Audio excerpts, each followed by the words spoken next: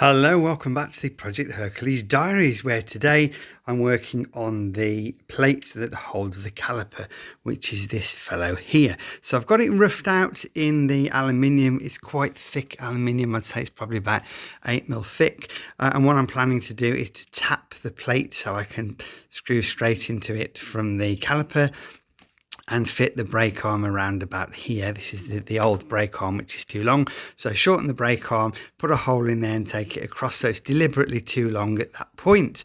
Up until now, having no brakes never stopped me, but apparently it's a good idea and the MOT man would tend to agree. So you do need to have brakes on your bike. Now, a couple of things that I still haven't done yet, and these are the next jobs on the list.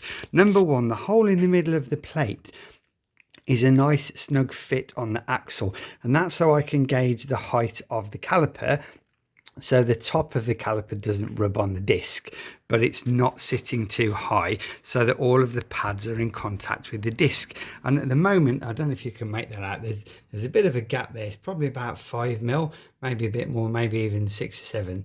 And so I want to lower the caliper slightly. Now that's quite doable, because at the moment when I clamp up everything together with this wheel nut, the plate is trapped, and I don't want so you can't move it. I don't want the plate to be trapped like the original equipment on which is now on the rear disc.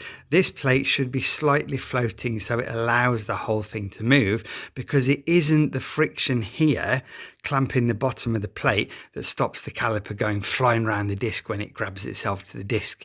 That wouldn't be a great design. It's the torque arm that comes from here that prevents the caliper from grabbing the disc and then spinning around the disc.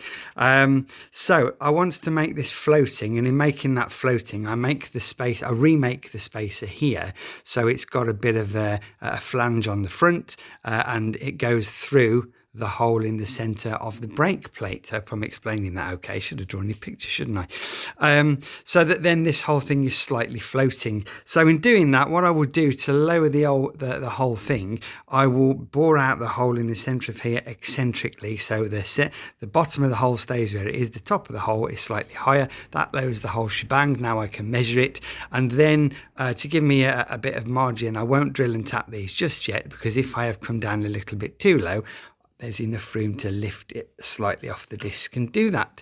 So that's what I'm thinking at the moment. I think it's going to look rather smart. Obviously I'll put a nice radius on here, or finish this to so it doesn't just stick up a bit. And the same here, when I've decided where the brake arm needs to be, I'll lop off the rest of it and put a nice radius on, and put radiuses in the bits that are still a bit sharp.